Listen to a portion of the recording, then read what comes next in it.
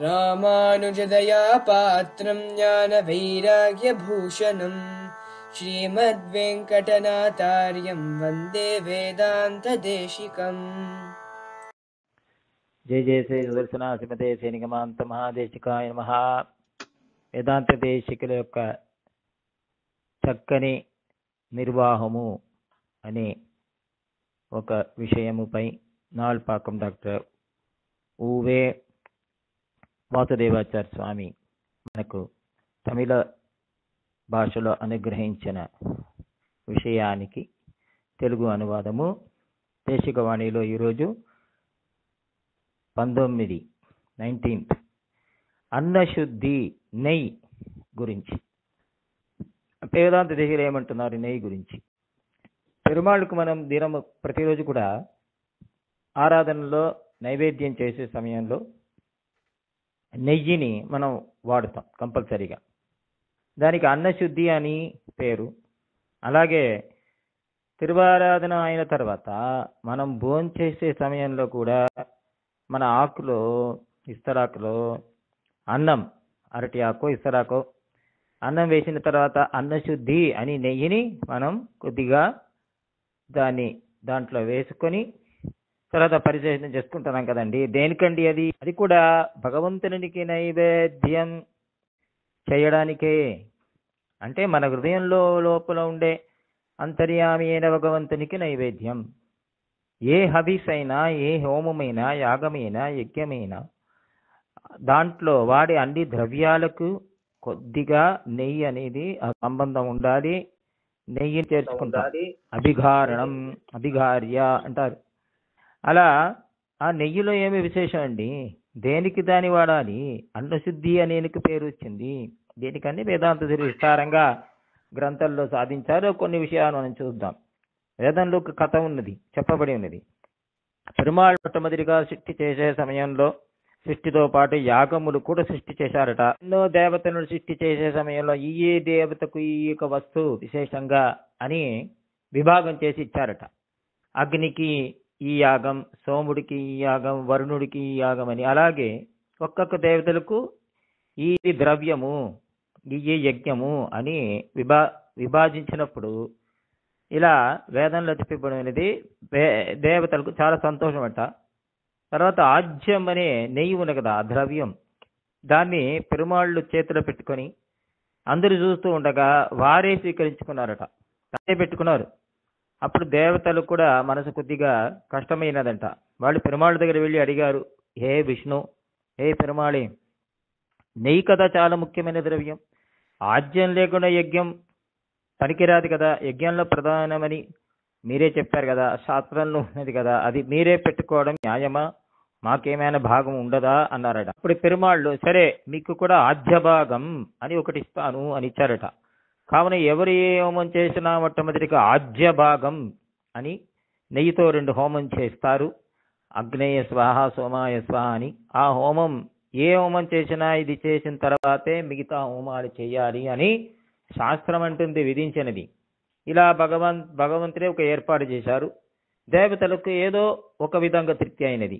అది మాత్రం కాకుండా ఉపస్తరణం ఇవన్నీ కూడా పెరుమాళ్ళు దానికి వ్యవస్థ చేశారట యజ్ఞానికి అని వేద కథ చెప్తుంది.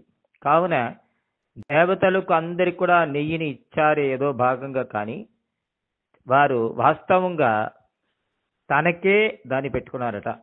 నారదులు అంటున్నారు, ఇది ఒక నారదుల వాక్యం, నారదుల వారి వాక్యం, ఆజ్యస్య దైవతం విష్ణు. ఆజ్యం అంటేనే దానికి అధిపతి యజమానుడు విష్ణు శ్రీమన్నారాయణుడే అని. దానికి అధిష్టాన దేవత వాడే. అప్పుడు ఆ నెయ్యిని మనం సమర్పిస్తే ఎంత విశేషంగా ఉంటుంది, విష్ణు ప్రీతిగా ఉంటుంది కదా. కొంతమంది పెద్దవాళ్ళు, మన పూర్వులు తిరువారాధన సమయంలో ప్రసాదంతో, అంటే అన్నంతో సహా ఒక చిన్న పాత్రలో నెయ్యి కూడా పెడతారట సెపరేట్గా. అది ఒక అలవాటు ఉన్నది. కానీ ప్రసాదంలో కూడా చేర్చి సమర్పించడం అనేది కూడా ఒక అలవాటు ఉన్నది. పెరియాళ్వారు కూడా విష్ణు చిత్తులు విశేషంగా నెయ్యడే నల్లదోర్ షోరం నియదమ మత్తానిచ్చేవగమం అన్నారు. అండాళ్ పార్చోరు మూడ నెయ్యి పేద ముడంగే వెడివార అన్నది. ఆళ్వార్లు కూడా ఏదో ఒట్టి అన్నం ప్రసాదం అని చెప్పకుండా నెయ్యితో కలిపి చెప్తున్నారు కాబట్టి ఇది సాక్షాత్ భగవంతుని చెందినది అనే రహస్యము కూడా దీంట్లో మనకు అంతర్గతం.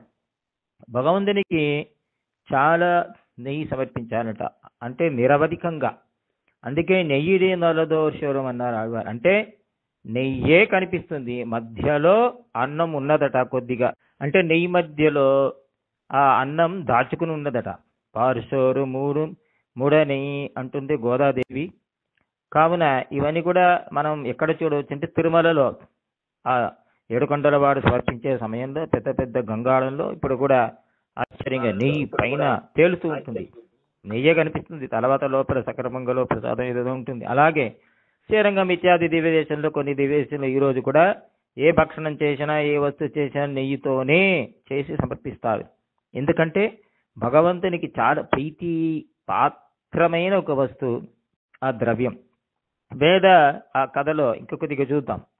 ఈ దేవతలందరూ మాట్లాడుతూ ఉన్నారు, నీకేమేమి ఇచ్చారు, నాకేమి ఇచ్చారు అని. ఒకరికి పాలు, ఒకరికి పెరుగు, ఒకరికేమో తేనె, ఇలా ఎన్నో ద్రవ్యాలు ఇచ్చారట.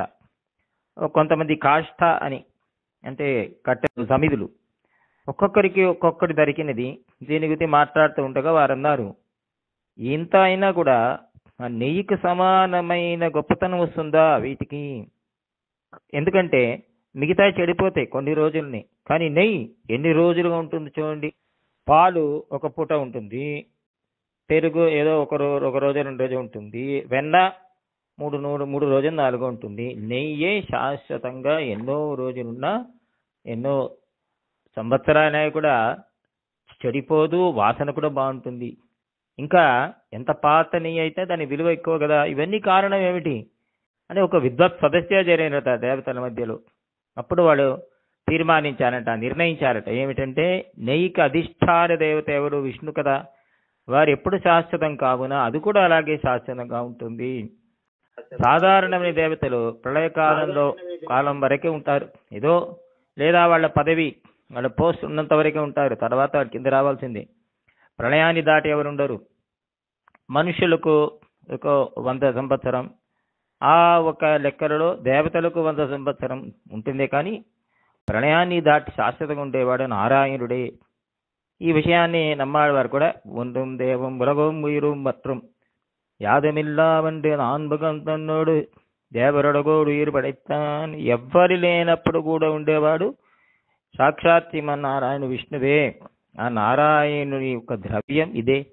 కావున అందుకే దీర్ఘంగా ఉన్నది అని అంట విద్వత్ సదస్సుల దేవతలు. కావున ఆ నారాయణ విష్ణువులానే ఉంటుంది ఆ నెయ్యి శాశ్వతంగా. అయితే ఎంత చక్కని ఒక ఏర్పాటు భగవంతుడు మనకి చేశారు చూడండి. పాలు, దాంట్లో నుంచి పెరుగు, దాంట్లో నుంచి మనకు